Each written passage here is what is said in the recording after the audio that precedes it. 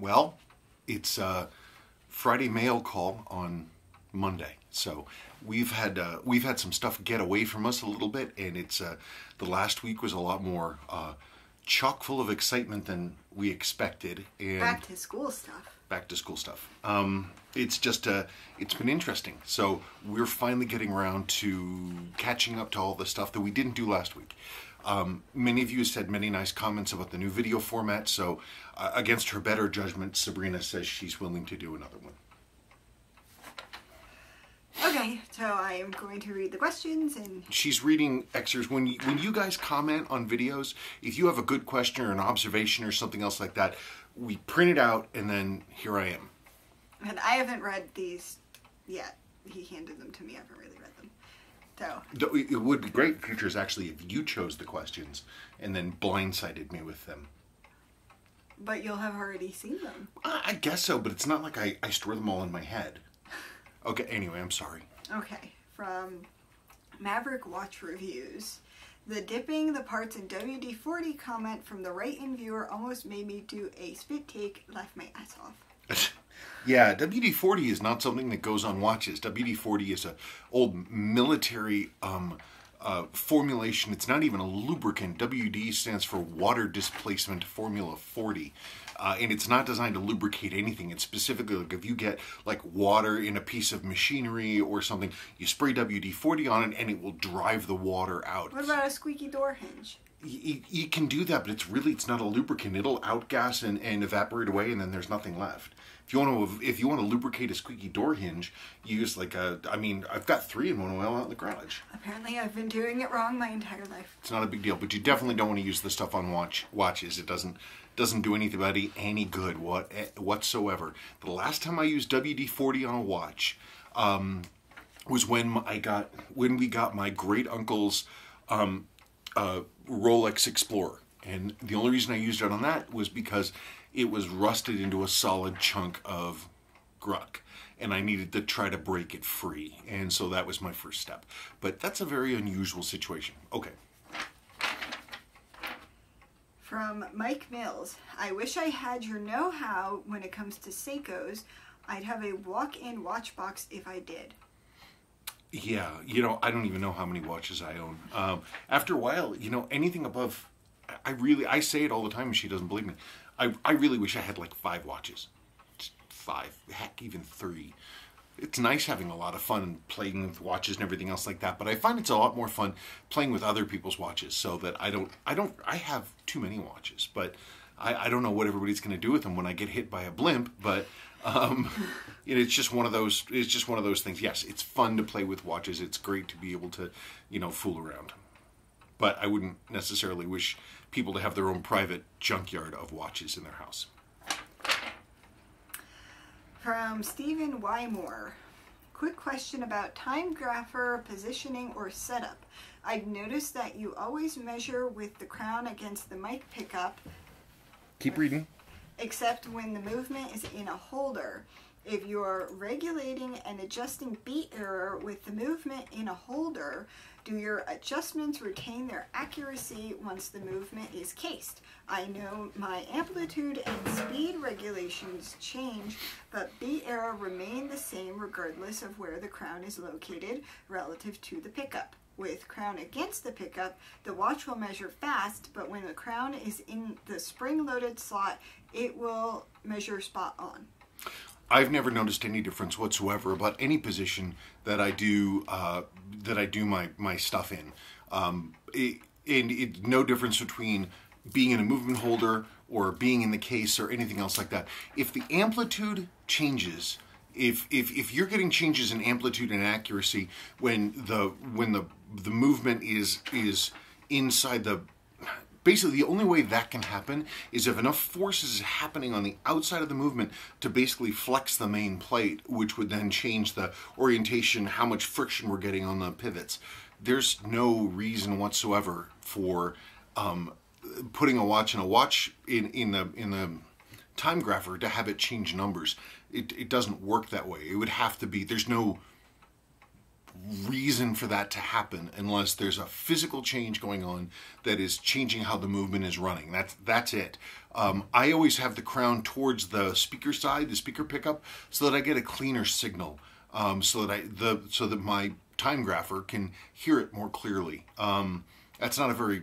It's not a question that I've ever thought about. I don't even know of a situation where pressing in the crown would change the amplitude unless you're really pushing on it. If you're really pushing on the crown and the movement is out or the stem is out, with the thing is out of the case and you push on it a whole lot, you might flex the main plate at that point. But I've never seen it. So I understand what you're saying. I've never seen it, and I can't really address that because I don't see any changes. As for, do my adjustments on the timegrapher hold when they're inside the cases? Well, yeah. I don't think I haven't had a watch come back for accuracy adjustment for. I don't think I've had one come back. No, I've had one come back this year. And it was a tiny tweak. It was like 16 seconds a day off, and I was like, I knew the guy, he's a friend of mine, so I was like, okay, well, fine, ship it here, let me see it. And I did a tiny tweak on it, and it's holding at like 2 or 3 seconds a day, apparently. Well, that's what he says, but people don't really ship stuff back for anything like that. It's rare to see any watch come back. Anyway, interesting question. I don't have much information for you. Harry Pie Empire. That custom-built Submariner with OEM parts is awesome. That's another benefit of being a watchmaker is you can, drumroll please, make or put together your own watches. One day, I hope you can make a video on this watch. Great job. Happy wife, happy life. That's why I actually did that comment. It's a great watch. It's really cool.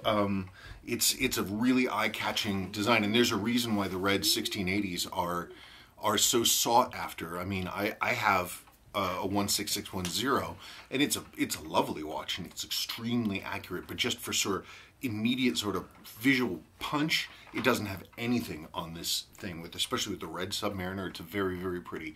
It's a beautiful watch. I judge watches a lot by their movements, and this one, of course, that has a genuine Rolex 1570 in it, and that I serviced, and it was in good condition to start with, and so it was, it's a lovely watch, and it's accurate. It's nice. Maybe as time goes on, maybe I'll upgrade it with other parts. But the great thing about this watch is that I built it specifically so Sabrina could wear it without freaking out. If she hits it on a doorknob or something else like that. The 1570 movement is extremely durable, and the case has already been completely remanufactured and refinished, and I think there's really nothing to worry about. So that makes it very nice to be able to build a watch that looks like this, that functions like this, that has all of this stuff, but that isn't something that you have to necessarily keep in a safe deposit box. She can wear it every day, and she does, which is great, and that really makes my heart happy that she's wearing something that's so nice. It's nice to be able to make special things. And I told him already, but I thought I'd tell the world that when I was at the hair salon, my hairdresser was like, "Oh, I love your watch," before she even looked at me, and that's the first time that ever happened. Well, you were telling me that it's fashionable for ladies to wear men's watches now. Yeah. Which I didn't know. Anyway, so your hairdresser, it's like you had a giant rock on your finger, but instead of that, she was looking at your watch. Exactly. You see, now that's better than hard currency in the world of ladies. Okay. Also, I'm yawning, not because he's boring, because... But I am. I woke up too early, and I'm tired. It's true. We had a busy day today, yet another busy day. Mm-hmm. Okay, from... I am so sorry, I'm not going to be able to pronounce... Raul Montesidioca, maybe. Maybe. Sorry if we got that wrong.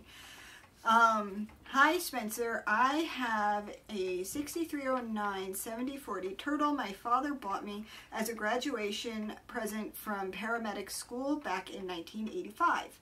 It serviced me well for 25 years while working as a paramedic. I took it to my local watch repair person who said he can no longer get parts from Seiko for it.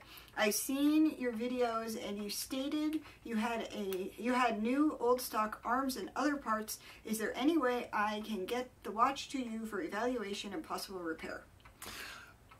I love hearing stories like this, especially from people who are original owners of these watches. And it's very important to me that when I run across watches that have their original history, and I love helping people.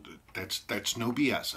Part of the reason I do this is because I like making people's watches better, and as a result, it makes those people happier. The problem that I have is that I'm fantastically backlogged. I'm just stupidly backlogged. I have watch jobs that should be done now that are still 40 and 50 spots back. Watches that I got a year ago, because between a year ago and now, I have gotten in hundreds and hundreds of jobs. Hundreds of jobs. Yes. In February alone, I keep thinking about this crazy stat. February alone, I got like 46 jobs. It's nuts. And every single one of those situations, I have emails to answer, I have customers to partner with, I have videos to make, I have evaluations to make, all this stuff, and all this little stuff just adds up together and just eats up my time like you wouldn't believe. So as much as I would love to bring in everybody's watch who is writing me, until I get my turns down, I can't do it. I'm always tempted to do it whenever anybody writes me, and I never like saying, no, I'm sorry, I can't help you right now, you're just going to have to wait, or go to Adrian Selleck, or go to Duncan Hewitt, or whomever. I don't like sending people away, but there's nothing I can do. I have like 178 jobs in-house right now. It's untenable, and I'm still dealing with sort of the backlog and clearing out all the little stuff so I can just get back to just doing steady work, and I'm just not there yet. I do have pretty much all the parts necessary for that model, so in 14 months, 16 months, when I start taking work again, I should be able to help you. I have everything that watch needs, but not right now. I'm so sorry, but thank you for writing. And we like seeing him. So. Yeah, I mean, that's the thing, is I could work 24/7. Trust me, I could work all day, every day, and I wouldn't see bottom for months, and it would be ridiculous. It would be just a burnout situation. So I consciously choose I do not work on evenings. I'm with my family. Weekends, I got other stuff to do. Ripping out a deck. Okay. Finding a water leak, coolant leak in my Jeep. It's tough. Anyway. From Conair McNeary. Conair? Conair, I'm sorry. I don't know. Sorry if we got that wrong. Hi Spencer, I was just wondering if you have a Seiko Sea Lion in your collection. I saw a 1968 gold tone version recently and thought it looked awesome. I believe it has the 6105 movement. If you have time, it would be a great watch to talk to your subs about, in my opinion. Thanks again. Yeah, the Seiko does this funny thing that I don't know that other watch companies ever did, is they have these sort of catch-all quasi-brands, like with the 5 on the dial, the Seiko 5. Other things like this, but the Seiko Sea Lion was sort of a line of watches that they did in the 60s, maybe into the early 70s, but it wasn't just one watch, and it wasn't one type of watch. It was like, and it wasn't even anything like particularly special, like they had enhanced like water resistance or anything. It just, Seiko would have this Sea Lion case back, and they would slap it on various dress watches. I've seen it on 6105s, 6106s, I've seen it on 8306s. I've seen it on, gosh, I think that there was a 66 series watch that had that as well. So there's a huge variety. So when you say Sea Lion, it is a ton of different watches. I should dig out a bunch, because I have a lot of different watches that say Sea Lion on them, and a lot of them have different models. It's an interesting question, and it's one of those things that there are people who know more about all the variations than I do. But I can, if you want, I can dig out some Sea Lion stuff and talk about them. I just don't know what the unifying theme would be, besides the fact that they say Sea Lion on the caseback. One of Seiko's funky things. Well, that sounds unifying enough to me. Does it? Yes. Oh. Well, it's funny. It's like, maybe it was just a marketing thing. I don't know. Interesting. Well, anyway, that's it. Did you have anything to add? As usual, I do not. I'm sorry. That's okay. We want to conclude though. We have our first submission for the next restoration video. Matthew Geisel very kindly out of the blue wrote me and said, "Hey, I've got a watch. I picked it up for cheap, and I'm happy to donate it to you so you can do whatever you need to it and make a video about it, but it's pretty cool. It's a Zodiac Seawolf." And this is from Matthew Geisel. This one is going to be interesting. These are cool. They've definitely got some challenges. This one had some water inside. Not a ton, but it had some. But these are cool. They've got some challenges. They have some weird stem issues. They have an offset cannon pinion setup that can be kind of funky to repair if it goes bad, and they tend to go bad. They're very cool. This is iconic because Zodiac was one of 2 or 3 companies in the world in 1953 to introduce a true dive watch. And this is, I think it's an early or an early 70s one. Good thing I'm going to be restoring that. Hey, look, I'm red. Anyway, good. Actually, now that it came off, you can see the movement.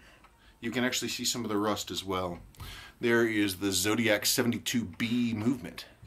Good thing we're going to restore this.